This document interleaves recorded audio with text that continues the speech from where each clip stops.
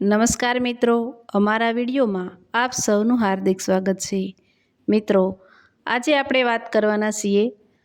કહેવાય છે કે માણસે કરેલી નાની મદદ ક્યારેય નાની હોતી નથી, કારણ કે સમય જ્યારે તેનો જવાબ આપે છે ત્યારે આખી દુનિયા જોઈ રહી જાય છે।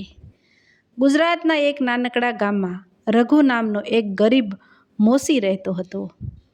ગામના બસ સ્ટેન્ડ પાસે લીમડાના જૂના ઝાડ નીચે તેની નાની દુકાન હતી। દુકાન શું હતી? એક ફાટેલું તાલપત્રું સાપરું, એક લાકડાનો નાનો પટારો, થોડા દોરા, 2-3 સોય, હથોડી અને વર્ષોથી ઘસાઈ ગયેલું એક નાનું સ્ટૂલ। રઘુ સવારના 7 વાગ્યે પોતાની દુકાન ખોલતો અને સાંજ સુધી લોકોના ફાટેલા ચંપલ અને જૂના સીવીને પોતાનું ઘર ચલાવતો। તેની પત્ની ગોરી અને 10 વર્ષની દીકરી સાંદની, બસ આ 3 લોકોનું નાનું પરિવાર હતું। રઘુ ખૂબ ગરીબ હતો, પરંતુ તેનું દિલ એટલું મોટું હતું કે ગામમાં કોઈ ગરીબ માણસ પાસે ચંપલ સીવડાવવાના પૈસા ન હોય તો રઘુ હસીને કહેતો, "પૈસા પછી આપજો, પગમાં ચંપલ વગર રસ્તા પર ચાલશો તો કાંટો વાગશે।" ઘણી વખત લોકો પૈસા પછી પણ આપતા નહોતા, છતાં રઘુ ક્યારેય કોઈના ઘરે પૈસા માંગવા જતો નહીં। ગૌરી ઘણીવાર ગુસ્સે થઈને કહેતી, "આ રીતે મફતમાં કામ કરતા રહેશો તો એક દિવસ આપણે જ ભૂખ્યા રહેવું પડશે।" રઘુ હસીને જવાબ આપતો, "ગૌરી, ભૂખ એક રાત માણસને રડાવે છે, પણ કોઈની મદદ ન કરી શકવાનો અફસોસ આખી જિંદગી રડાવે છે।" એક દિવસ ચોમાસાની સવાર હતી। આકાશમાં કાળા વાદળો છવાયેલા હતા અને ધોધમાર વરસાદ પડી રહ્યો હતો। બસ સ્ટેન્ડ લગભગ ખાલી હતો। રઘુ પોતાની દુકાનમાં બેઠો હતો, ત્યારે દૂરથી એક યુવાન ધીમે ધીમે ચાલતો તેની તરફ આવ્યો। તેના શરીર પર સેનાનો યુનિફોર્મ હતો, ખભા પર ભારે બેગ હતી અને તેના બૂટ એટલા ફાટી ગયા હતા કે પાણી અંદર સુધી ભરાઈ ગયું હતું। યુવાન રઘુની સામે આવીને ઊભો રહ્યો અને બોલ્યો, "કાકા, આ બૂટ સીવી આપશો?" રઘુએ બૂટ હાથમાં લીધા અને ધ્યાનથી જોયા। બૂટની હાલત ખૂબ ખરાબ હતી, તળિયું લગભગ અલગ થઈ ગયું હતું। રઘુએ પૂછ્યું, "બેટા, ક્યાં જવાનું છે?" યુવાને કહ્યું, "આજ રાત્રે જમ્મુ જવા નીકળવાનું છે, રજા પૂરી થઈ ગઈ છે। સવારે ગામથી નીકળ્યો, પણ રસ્તામાં બૂટ ફાટી ગયા." રઘુએ તરત જ સ્ટૂલ આગળ મૂક્યું અને કહ્યું, "બેસ બેટા, અડધો કલાક લાગશે." યુવાન ચૂપચાપ બેઠો રહ્યો। રઘુએ ખૂબ મહેનતથી બૂટ સીવવાનું શરૂ કર્યું। જૂનું ચામડું હતું એટલે દોરો વારંવાર તૂટી જતો હતો। લગભગ 1 કલાક પછી રઘુએ બૂટ તૈયાર કર્યા। તેણે પોતાના પટારામાંથી નવી મજબૂત દોરી કાઢીને બૂટના બંને તળિયા સારી રીતે સીવી દીધા। યુવાને બૂટ પહેર્યા અને ખુશ થઈને પૂછ્યું, "કેટલા રૂપિયા થયા કાકા?" રઘુએ કહ્યું, "1 પણ નહીં." યુવાન આશ્ચર્યથી બોલ્યો, "કેમ?" રઘુએ સૈનિકના ખભા પર હાથ મૂકીને કહ્યું, "બેટા, તું સરહદ પર ઊભો રહીને મારા પરિવાર અને મારા ગામની રક્ષા કરે છે। હું તારા બૂટના 2 ટાંકા મફતમાં ન મારી શકું?" યુવાનની આંખોમાં પાણી આવી ગયું। તેણે ખિસ્સામાંથી પૈસા કાઢ્યા, પરંતુ રઘુએ હાથ જોડીને ના પાડી દીધી। યુવાને કહ્યું, "કાકા, તમારું નામ શું છે?" રઘુ હસીને બોલ્યો, "રઘુ મોશી, બસ એટલું યાદ રાખજે." યુવાને સલામ કરી અને વરસાદમાં બસ તરફ ચાલ્યો ગયો। રઘુએ વિચાર્યું કે કદાચ હવે આ સૈનિક ફરી ક્યારેય નહીં મળે, પરંતુ થોડા મહિના પછી એ જ યુવાન ફરી તેની દુકાને આવ્યો। આ વખતે પણ તેના બૂટ ઘસાઈ ગયેલા હતા। રઘુ હસીને બોલ્યો, "અરે સૈનિક સાહેબ, ફરી બૂટ તોડી નાખ્યા?" યુવાન પણ હસી પડ્યો। તેનું નામ અર્જુન હતું। તે નજીકના ગામનો રહેવાસી હતો અને ભારતીય સેનામાં જવાન હતો. એ દિવસથી જ્યારે પણ અર્જુન રજા પર ઘરે આવતો ત્યારે રઘુની દુકાને જરૂર આવતો. ક્યારેક બૂટ સીવડાવવા, ક્યારેક માત્ર ચા પીવા અને વાતો કરવા. ધીમે ધીમે બંને વચ્ચે પિતા અને દીકરા જેવો સંબંધ બની ગયો. અર્જુન ઘણીવાર રઘુને કહેતો, કાકા, મારા બૂટના પૈસા લઈ લો. પરંતુ રઘુનો જવાબ હંમેશા એક જ રહેતો, જે દિવસે તું સેનામાંથી નિવૃત્ત થઈને ઘરે આવીશ, એ દિવસે તારા બધા બૂટના પૈસા એકસાથે લઈ લઈશ. બંને હસી પડતા. વર્ષો પસાર થતા ગયા. અર્જુન સિપાહીમાંથી હવાલદાર બન્યો. તેના ચહેરા પર ઉંમર દેખાવા લાગી. પરંતુ જ્યારે પણ તે ગામ આવતો ત્યારે રઘુની દુકાને બૂટ લઈને જરૂર આવતો. ગામના લોકો પણ હવે મજાકમાં કહેતા, રઘુ, આ સૈનિકના બૂટ સીવીને તું ધનવાન થઈ જઈશ. રઘુ હસીને કહેતો, આ બૂટમાં દેશની માટી લાગી છે. આ બૂટ સીવવાનું નસીબ બધાને નથી મળતું. એક દિવસ અર્જુન રઘુની દુકાને આવ્યો ત્યારે ખૂબ ઉદાસ હતો. રઘુએ પૂછ્યું, શું થયું બેટા? અર્જુને ધીમા અવાજે કહ્યું, કાકા, મારી પોસ્ટિંગ ખૂબ મુશ્કેલ વિસ્તારમાં થઈ છે. કદાચ લાંબા સમય સુધી રજા નહીં મળે. રઘુ થોડીવાર ચૂપ રહ્યો. પછી તેણે અર્જુનના બૂટ હાથમાં લીધા. આ વખતે બૂટ ફાટેલા નહોતા, છતાં રઘુએ બૂટ સાફ કર્યા, પોલિશ કરી અને તળિયાની બાજુમાં મજબૂત દોરાના થોડા ટાંકા મારી દીધા. અર્જુને પૂછ્યું, કાકા, બૂટ તો ફાટ્યા જ નહોતા. રઘુએ કહ્યું, મને ખબર છે, પણ રસ્તો મુશ્કેલ હોય ત્યારે બૂટ મજબૂત હોવા જોઈએ. અર્જુન રઘુને ભેટી પડ્યો. જતાં જતાં રઘુએ તેને એક નાનકડો લાલ દોરો આપ્યો અને કહ્યું, આ તારા ખિસ્સામાં રાખજે. મારી સાંદનીએ મંદિરથી લાવ્યો છે. અર્જુને દોરો પોતાના ખિસ્સામાં મૂક્યો અને કહ્યું, કાકા, પાછો આવીશ ત્યારે તમારી દુકાન માટે નવું સાપરું બનાવડાવીશ. રઘુ હસીને બોલ્યો, તું પાછો આવી જજે. સાપરું હું જાતે બનાવી લઈશ. અર્જુન ચાલ્યો ગયો. 1 વર્ષ પસાર થયું. પછી 2 વર્ષ. અર્જુન પાછો આવ્યો નહીં. રઘુ દર વખતે કોઈ સેનાની ગાડી બસ સ્ટેન્ડ પરથી પસાર થતી ત્યારે રસ્તા તરફ જોવા લાગતો.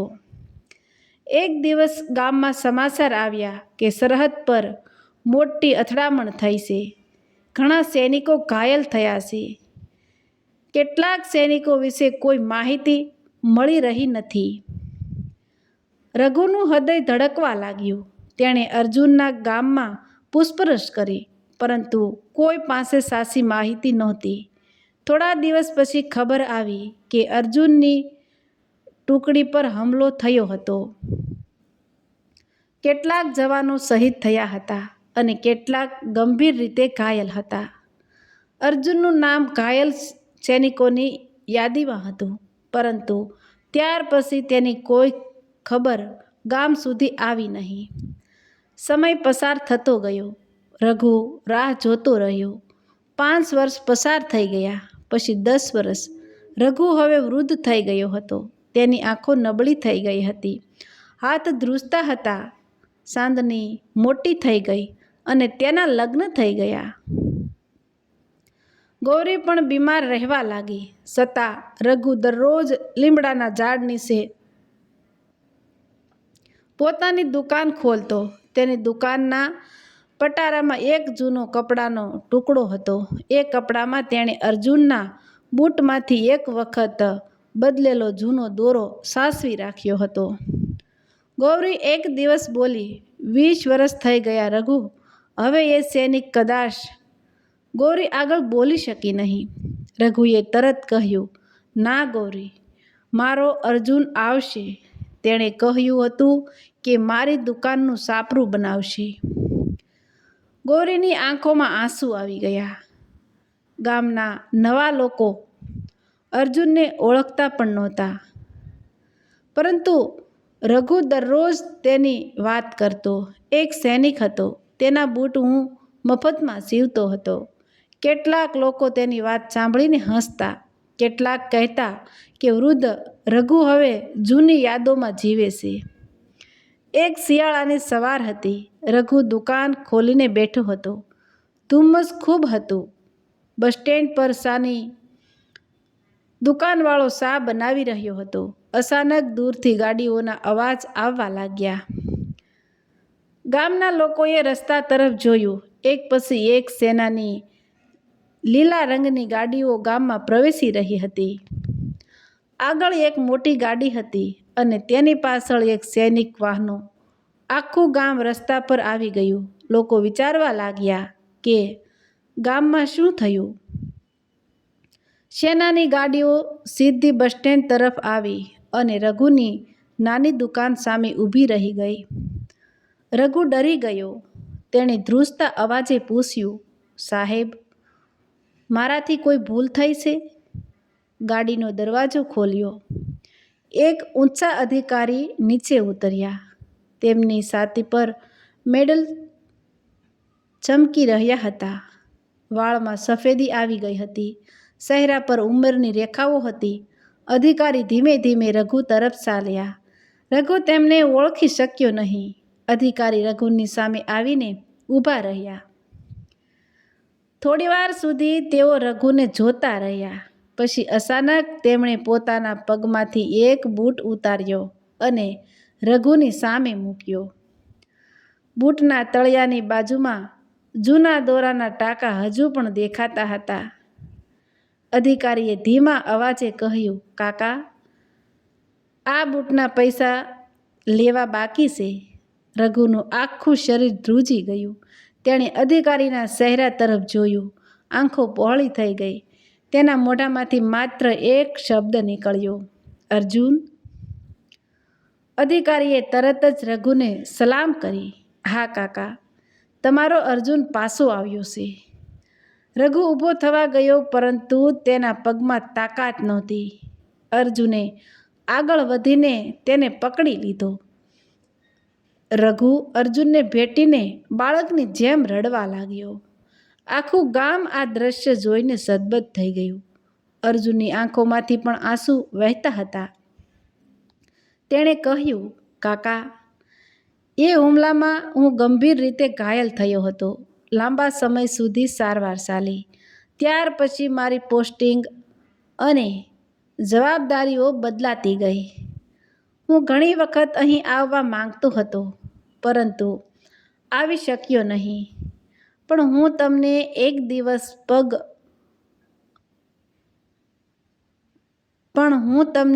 દિવસ પણ ભૂલ્યો નથી. રઘુ રડતા રડતા બોલ્યો, 20 વર્ષ લગાડી દીધા બેટા. અર્જુને રઘુનો હાથ પકડીને કહ્યું, કાકા, તમે મને માત્ર બૂટના ટાંકા નહોતા માર્યા. એ દિવસે તમે મને સમજાવ્યું હતું કે આ દેશનો સામાન્ય માણસ પણ સૈનિક સાથે ઊભો છે. મુશ્કેલ દિવસમાં જ્યારે હું બરફમાં ચાલતો હતો ત્યારે તમારા શબ્દો યાદ આવતા હતા કે રસ્તો મુશ્કેલ હોય ત્યારે બૂટ મજબૂત હોવા જોઈએ. અર્જુને પોતાના ખિસ્સામાંથી એક નાની પારદર્શક ડબ્બી કાઢી. અંદર જૂનો લાલ દોરો હતો. કાકા, ચાંદનીએ આપેલો દોરો આજે પણ મારી પાસે છે. રઘુ દોરો જોઈને ફરી રડી પડ્યો. ત્યાર પછી અર્જુને પાછળ ઊભેલા સૈનિકોને ઈશારો કર્યો. સૈનિકો ગાડીમાંથી એક મોટો તકતી લઈને આવ્યા. તકતી પર લખેલું હતું, સૈનિક સેવા સન્માન કેન્દ્ર. રઘુ કાકા. રઘુ આશ્ચર્યથી જોઈ રહ્યો. અર્જુને કહ્યું, કાકા, હવે તમે આ તૂટેલા છાપરા નીચે નહીં બેસો. સેનાના નિવૃત્ત જવાનો અને મારા સાથીઓએ મળીને તમારા માટે નવી દુકાન બનાવવાનો નિર્ણય કર્યો છે. અહીં કોઈ પણ સૈનિકના બૂટ મફતમાં રિપેર થશે અને તેનો તમામ ખર્ચ અમે આપીશું. રઘુ તરત બોલ્યો, ના બેટા, સૈનિકના બૂટના પૈસા હું આજે પણ નહીં લઉં. અર્જુન હસી પડ્યો અને બોલ્યો, મને ખબર હતી તમે આ જ કહેશો, એટલે દુકાન તમારા નામે છે, પણ ખર્ચ અમારો. આખું ગામ તાળીઓથી ગૂંજી ઉઠ્યું. થોડા જ દિવસોમાં લીમડાના ઝાડ પાસે રઘુની તૂટેલી દુકાનની જગ્યાએ એક સુંદર નાનું કેન્દ્ર બની ગયું. દિવાલ પર ભારતનો તિરંગો હતો અને અંદર રઘુની જૂની હથોડી, સોય અને લાકડાનો પટારો કાચની પેટીમાં સાચવી રાખવામાં આવ્યા. ઉદ્ઘાટનના દિવસે અર્જુન પોતાની સંપૂર્ણ સેના વર્દીમાં આવ્યો. રઘુને મંચ પર બોલાવવામાં આવ્યો. ગામના સરપંચે કહ્યું, આજે આપણે એક એવા માણસનું સન્માન કરી રહ્યા છીએ જેણે ક્યારેય સરહદ પર બંદૂક નથી ઉઠાવી, પરંતુ વર્ષો સુધી એક સેનાના પગ મજબૂત રાખ્યા. રઘુની આંખોમાં પાણી આવી ગયું. તેણે બોલવાનું કહેવામાં આવ્યું. રઘુ ધીમેથી ઊભો થયો અને બોલ્યો, મેં કોઈ મોટું કામ નથી કર્યું. મેં માત્ર એક દીકરાના ફાટેલા બૂટ સીવ્યા હતા. મને ખબર નહોતી કે એ ટાંકા 20 વર્ષ પછી આખા ગામને જોડશે. આખું મેદાન શાંત થઈ ગયું. પછી રઘુએ અર્જુન તરફ જોઈને કહ્યું, બેટા, હવે તો બૂટના પૈસા આપ. અર્જુન હસ્યો અને ખિસ્સામાંથી રૂપિયા કાઢવા લાગ્યો. રઘુએ તરત જ તેનો હાથ રોક્યો અને કહ્યું, પૈસા નહીં, એક વચન આપ. જ્યાં સુધી જીવતો રહીશ ત્યાં સુધી કોઈ શહીદ સૈનિકના પરિવારને એકલું નહીં પડવા દે. અર્જુનની આંખોમાં આંસુ આવી ગયા. તેણે રઘુને સલામ કરીને કહ્યું, વચન આપું છું કાકા. મિત્રો, રઘુ પાસે પૈસા નહોતા, મોટી દુકાન નહોતી અને કોઈ મોટી ઓળખ પણ નહોતી. તેની પાસે માત્ર એક સોય, થોડો દોરો અને મદદ કરવાની ભાવના હતી. પરંતુ ક્યારેક માણસની નાની મદદ કોઈના જીવનમાં એટલી ઊંડી છાપ જોડી જાય છે કે 20 વર્ષ પછી પણ તેનો દોરો તૂટતો નથી. જો તમને પણ લાગે છે કે આપણા દેશના સૈનિકો અને તેમને દિલથી માન આપતા આવા સામાન્ય લોકો જ આપણા દેશની સાચી તાકાત છે, તો આ વાર્તાને એક લાઈક જરૂર કરજો. તમારા પરિવાર અને મિત્રો સાથે શેર કરજો.